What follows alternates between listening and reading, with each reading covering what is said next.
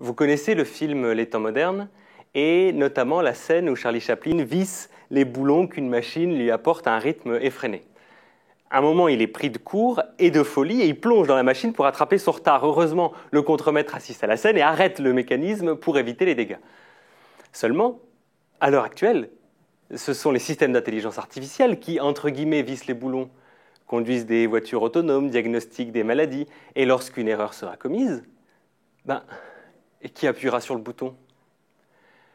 Les conséquences en cas de défaut de l'algorithme pourraient être majeures.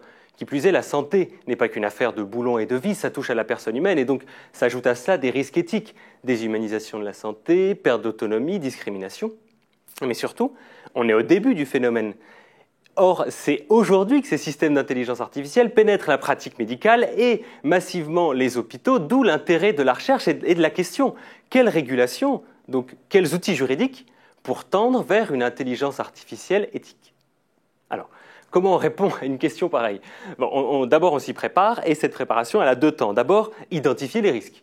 Pour ça, j'ai décidé de quitter le bureau et les sombres textes de loi pour aller directement rencontrer les acteurs de terrain, des ingénieurs, mathématiciens, statisticiens, médecins, experts européens. Et ensuite, de retourner dans mon bureau pour réaliser mon travail de chercheur en droit. L'intelligence artificielle, elle ne se développe pas sur une page blanche. Il y a des textes de droit qui existent, des textes de loi.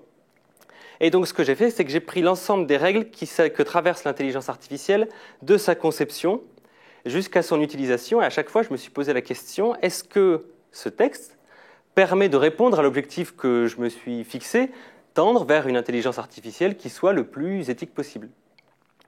Et je suis arrivé à la conclusion que dans ces filtres, il y avait un défaut majeur, c'est que notre droit médical, il est concentré autour de l'idée que seul le médecin peut réaliser des actes médicaux.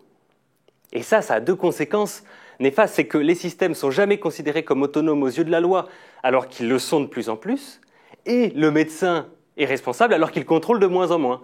Donc, pour répondre, j'organise ma réponse autour de ces deux axes. Sécuriser ces systèmes comme autonomes et répondre à la question, qui appuie sur le bouton?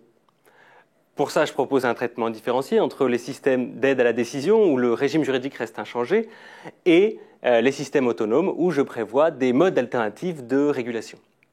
Donc, vous constatez que nos temps modernes ont encore besoin de Shakespeare, être ou ne pas être, on ou off.